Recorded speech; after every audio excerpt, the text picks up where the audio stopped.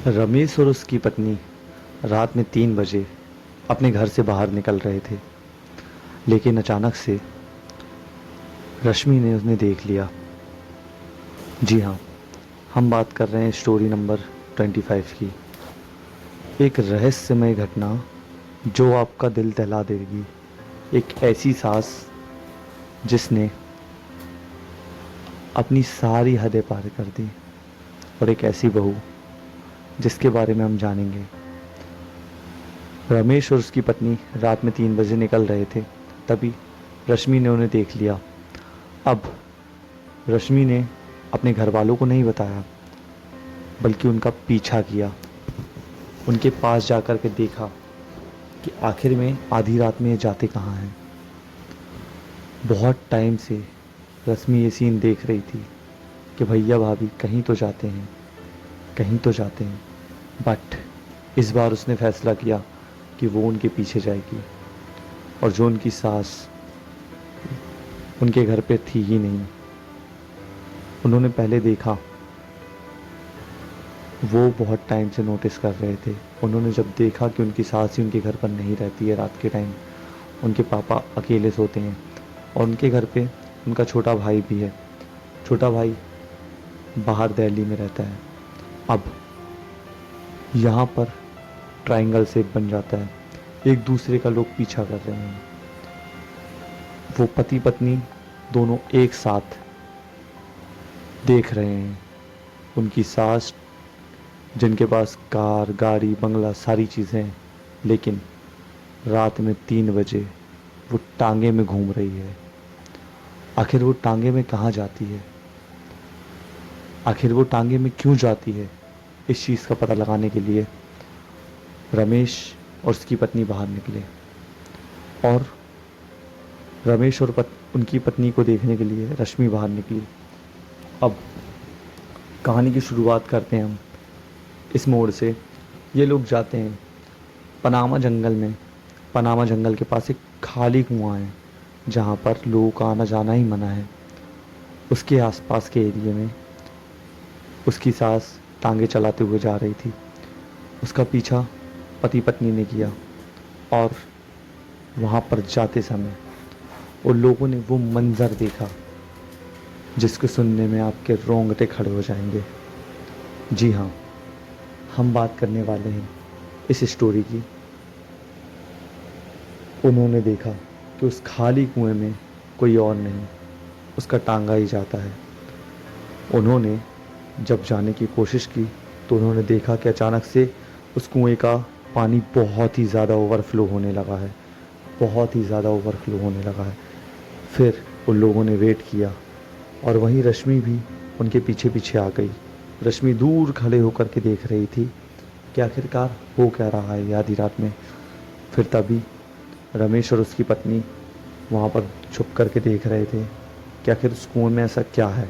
उसके पास जा कर के देखा, उसके आसपास देखा तो कोई नहीं, सिर्फ पानी ओवरफ्लो हो चुका था।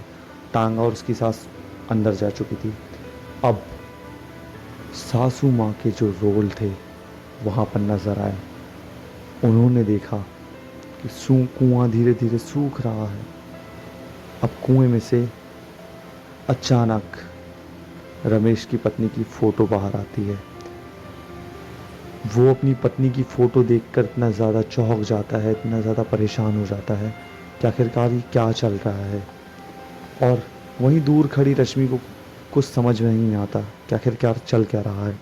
अब रमेश अपनी पत्नी को लेकर के वहाँ से भागने की कोशिश करता है, क्योंकि वो समझ चुका था कि पक्का कुछ ना कुछ तो गड़बड़ी है, क्योंकि कुछ टाइम से वो देख रहा था कि उसकी माँ का बिहेवियर कुछ और ही था। अब वो लोग भागने लगते हैं। रश्मि ये सब देख करके वहीं रुकी रहती है, वहीं छुपी रहती है। अब वो लोग भाग करके निकल जाते हैं, बट वो लोग घर नहीं जाते हैं। आधी रात में वो निकलते हैं स्टेशन। जी हाँ, स्टेशन, जिस स्टेशन का नाम है गोटे गांव। गोटे गांव स्टेशन के लिए वो सारे लोग निकल जाते हैं। अब वहाँ पर वो ये पाता है कि उनकी माँ, जो कि उस कुएं में जा चुकी थी, वो स्टेशन में उनका इंतज़ार कर रही है। और जो रश्मि है, उसने ये नोटिस किया कि आखिरकार कुछ तो गड़बड़ है।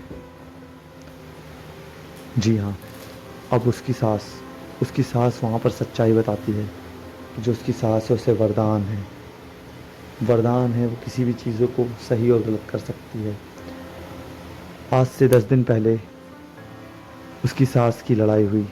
रमेश की पत्नी और उसकी सास की झगड़ा हुई। वो दोनों इतने ज़्यादा मदहोश थे लड़ाई करने में कि रमेश की पत्नी उन पर थप्पड़ जड़ देती है। जी हाँ, रमेश की पत्नी जानती थी ये बात कि उसकी सास को काला जादू आता है, और वो काले जादू से सारी चीज़ें अपने बस में कर रही थी, और धीरे धीरे करके रमेश को एक ऐसी चीज़ दे रही थी जिससे रमेश की बुद्धि काम करना बंद कर दी थी। अब रश्मि ये सब खड़े होकर सुन रही है, ये सब खड़े होकर देख रही है, लेकिन जैसे ही रश्मि उसके पास जाती है तो अचानक से रश्मि की नींद खुल जाती है, और रश्मि ये देखती है कि ये तो बुरा सपना था। फिर वो तुरंत अपनी माँ के कमरे में जाती है और देखती है आखिर ये क्या चल रहा है। उसने देखा कि सारी चीज़ें नॉर्मल है, उसके भैया भाभी उसके रूम पर है। फिर उसे पता चलता है कि आखिर पूरी हकीकत उसे कैसे पता चल रही है। उसके पीछे रश्मि को जो दिख रहा था उसका ही एक अल्टरनेटिव चीज़ें उसके सामने नज़र आ रही थी, उसके सामने शो हो रही थी। जिस तरह से उसने देखा कि उसकी सास उनके लिए कुछ कर रही है, वैसे ही उसने पाया कि अगले ही दिन कि उसकी सास उनके लिए प्लान बना रही है कुछ गुंडों को मारने के लिए। उसने जो देखा वो एक अलग वे था, पर लेकिन उसकी सास का इंटेंशन सिर्फ वही था, उनको मारना, उनको पीटना, उनको किडनैप करना, उन पर कब्जा करना। रश्मि ये सारी चीज़ों पर अपने भाई और भाभी को हिंट कर देती है, पहले से ही बता देती है कि आखिरकार उनके साथ ये सब होने वाला है। तो इस तरीके से वो लोग बच जाते हैं, और उसकी सास, उन लोग अपनी सास का घर छोड़ देते हैं। Okay, thank you so much.